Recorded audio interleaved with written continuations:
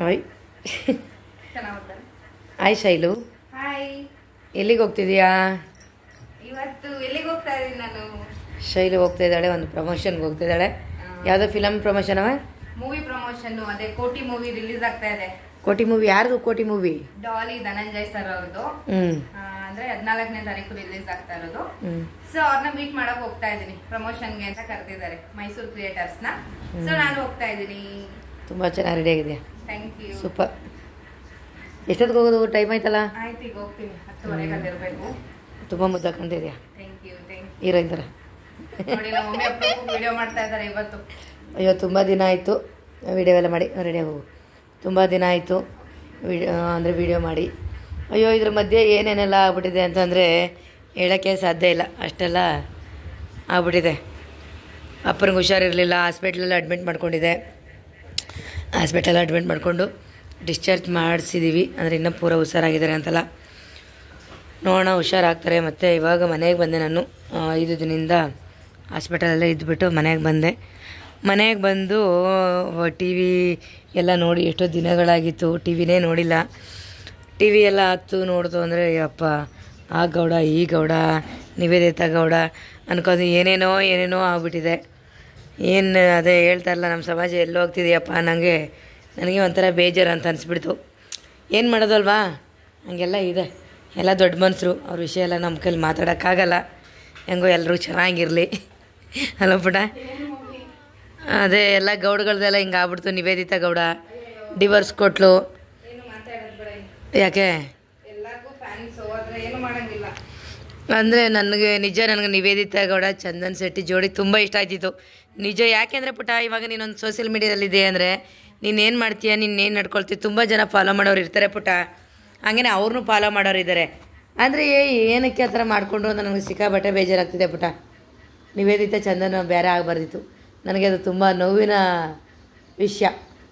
ಬೇರೆ ಆಗಬಾರ್ದಿತ್ತು ನಿವೇದಿತ ಚಂದನ್. ಆದರೂ ನೋಡ ಮತ್ತೆ ಚೆನ್ನಾಗಲಿ. ಪಾಪ ಅಷ್ಟೆಲ್ಲ ಆಗು ಕೂಡ ಅವಳು ಎಷ್ಟು ಚಿಕ್ಕ ಮಗು ಥರ ಆಡ್ತಾಳೆ ಅಂದರೆ, ಅದು ಎಲ್ಲೋ ಹೋಗ್ಬಿಟ್ಟು ಮಾತಾಡ್ಬಿಟ್ಟು ಹೋಗ್ತಾ ಇದ್ದಾರೆ. ಹೋಗ್ಬಿಟ್ಟು ಇದರಲ್ಲಿ ಹೋಗ್ತಾರಲ್ಲ ಲಿಫ್ಟಲ್ಲಿ, ಅಲ್ಲಿ ಹೋಗ್ಬಿಟ್ಟು ಕೈ ಹಿಡ್ಕೊ ಹೋಗ್ತಾಳೆ, ಗಂಡನ ಮಗ ನೋಡ್ಕೊಂಡು ಹೋಗ್ತಾ.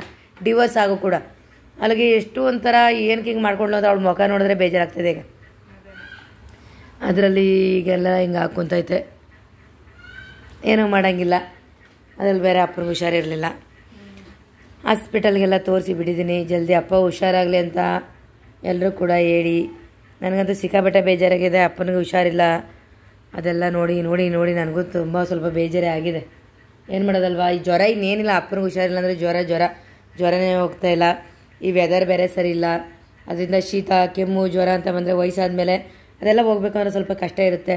ತುಂಬ ಕೇರ್ಫುಲ್ಲಾಗಿ ನೋಡ್ಕೊಳ್ಳೇಬೇಕಲ್ವಾ. ಅಂದರೆ ಜ್ವರಕ್ಕೆಲ್ಲ ನಾರ್ಮಲಾಗಿ ತೋರಿಸ್ರು ಆಗುತ್ತೆ ಅಂತ ಅಂದ್ಕೊಳ್ತೀವಿ, ಆದರೆ ಇಲ್ಲ. ಅಡ್ಮಿಟ್ ಕೂಡ ಮಾಡ್ಕೊಂಡಿದ್ವಿ. ಬೇಗ ಹುಷಾರಾಗಲಿ ಅಂತ ನಾನು ಕೇಳ್ಕೊತೀನಿ. ನನಗೂ ಬೇಜಾರಾಗ್ಬಿಟ್ಟಿದೆ. ಇನ್ನೇನಮ್ಮ ಲೇಟ್ ಆಗಲಿಲ್ವಾ? ಇಲ್ಲ ಲೇಟಾಗಿ ಹೋಗ್ತೀವಿ. ಏನು ಬುಕ್ ಮಾಡ್ತೀವಿ? ಆಟೋನೋ ಏನು? ಬೈಕಲ್ಲಿ ಹೋಗ್ತೀವಿ. ಏನು ಈವೆಂಟ್ ಆಫ್ಟರ್ನೂನ್ಗೆ? ಎಷ್ಟು ಗಂಟೆಗೆ? 2:40ಕ್ಕೆ. ಅಯ್ಯೋ ಕರ್ಮ ಗುರು, ಸೂಪರ್. ನೋಡಿ ಇಲ್ಲೇ ಹೇಳ್ಬಿಡ್ತಿದ್ದಾಳೆ, ಇಲ್ಲೇ ಡ್ರಾ ಇಲ್ಲೇ ಹೋಗೋಣ ಅಂತ. ಮೇಕಪ್ ಎಲ್ಲ 4 ಗಂಟೆ. ಹೋಗ್ಲಿ ಬಿಡಿ, ಇನ್ನೇನು ಮಾಡೋಕ್ಕಾಗತ್ತೆ. ಬಿಡಮ್ಮ, ವಿಡಿಯೋ ಮಾಡ್ಕೊಳ್ಳೆ ಹೋಗಿ. ಮತ್ತೆ ರೆಡಿ ಆಗ್ಬೇಕಲ್ಲ. ಅಯ್ಯೋ ಆಗಿದ್ರೆ ಆಯಿತು. ಬೇಡ, ಇನ್ನೊಂದು ಡ್ರೆಸ್ ಹಾಕು, ಚೆನ್ನಾಗಿದೆ ಡ್ರೆಸ್ಸು. ಪ್ರಮೋಷನ್ ಮಾಡಿಬಿಡು. ಯೂಟ್ಯೂಬಲ್ಲಿ ವಿಡಿಯೋ ಮಾಡಿಬಿಡು. ಇನ್ಸ್ಟಾಗ್ರಾಮಲ್ಲಿ ಮಾಡಿಬಿಡು. ಅದೆಲ್ಲ ಯಾಕೆ ಕೆಡ್ಸ್ಕೊತೀಯ? ಚಿಂತೆ ಮಾಡಬೇಡ. ತುಂಬ ದಿನದಿಂದ ವೀಡಿಯೋ ಮಾಡಿರಲಿಲ್ಲ. ಇನ್ಮೇಲೆ ವೀಡಿಯೋ ಆದಷ್ಟು ಮಾಡ್ತೀನಿ. ಬೇಜಾರು ಮಾಡ್ಕೊಬೇಡಿ, ಸಪೋರ್ಟ್ ಮಾಡಿ.